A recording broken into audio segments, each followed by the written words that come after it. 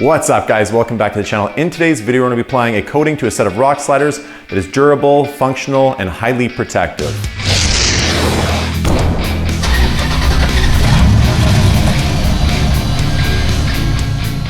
So I recently picked up a beautiful set of rock sliders on Facebook Marketplace. They're made by Metaltech 4x4 and they're for my 4Runner. They are powder coated, but I did want to put an extra layer of protection on there.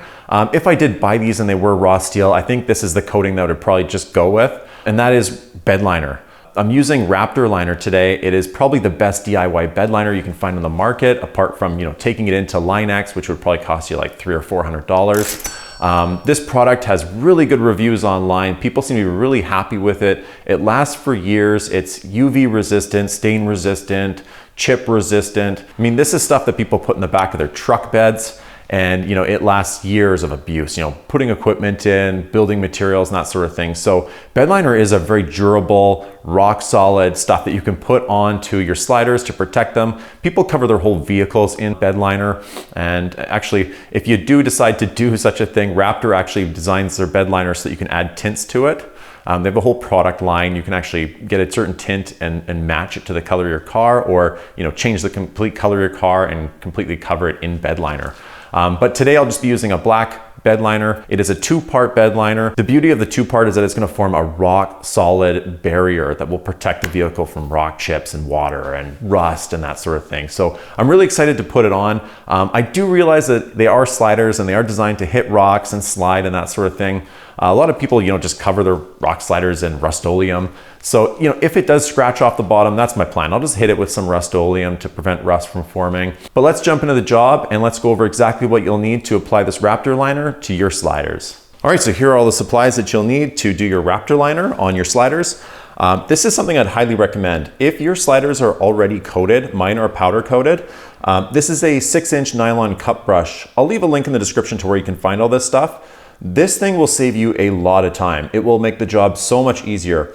Basically, it's a 180 grit abrasive, and you just run it over your sliders and it will instantly scuff the surface without going in too far and getting to, like, say, bare metal. A nice thing to do actually with this nylon cup brush is to take some electrical tape, and I just went around the edge here on the side. Just in case your edge touches this, you won't go all the way to bare metal. It just kind of provides a little bit of a cushion. You'll also need some isopropyl alcohol. This is for once you finish scuffing it and you're ready to do your Raptor Liner. You could also use a wax and grease remover, but I'm just going to use this isopropyl alcohol. You'll also want some 180 grit sandpaper. If your sliders are bare metal, 120 grit sandpaper, and just scuff all of the bare metal and then apply Raptor's primer prior to putting the Raptor coat on.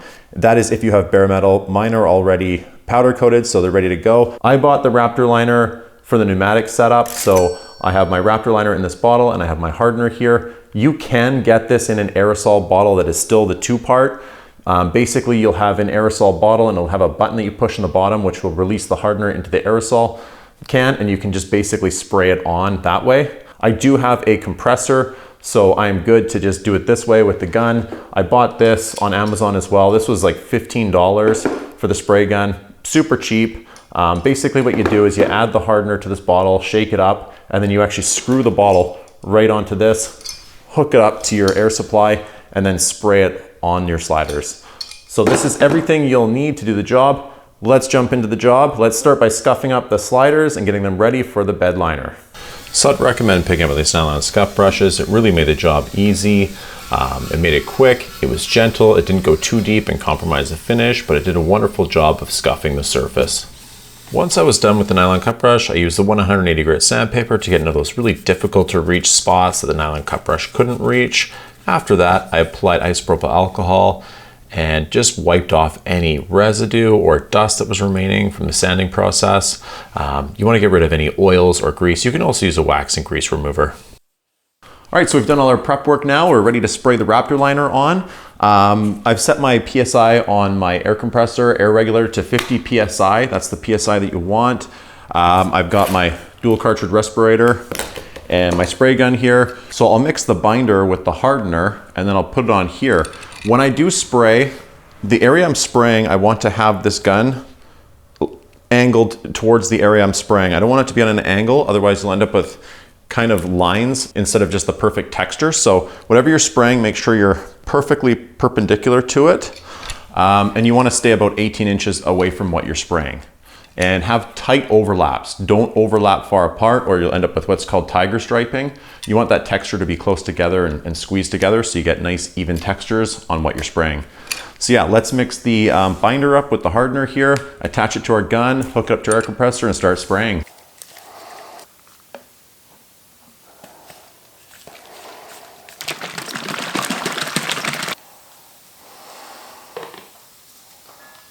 So when applying the Raptor Liner, make sure you do nice, long, even strokes. Start moving before you start spraying.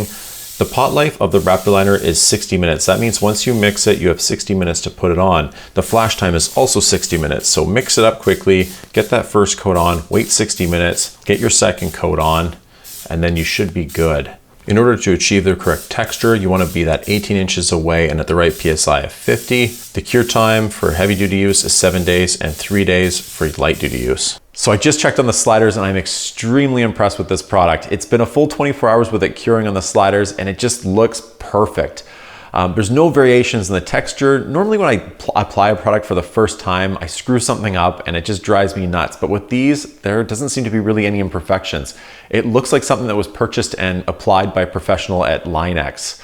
So I'm really happy with the product. It looks really aggressive on the sliders. It will provide nice traction too. My sliders do a functional step on the back that my son will be using to get in and out of the 4Runner. So it will also protect the sliders, but also give him some grip when he's climbing up on those sliders. So yeah, I'm really impressed with this product. I'm gonna leave it probably to cure for another 3 to 7 days before bolting on the 4Runner. I hope you guys found this video useful. If you did, please like and subscribe. I hope to come up with a lot more videos and always appreciate your guys' support. Hope to see you guys in the next video. Bye now.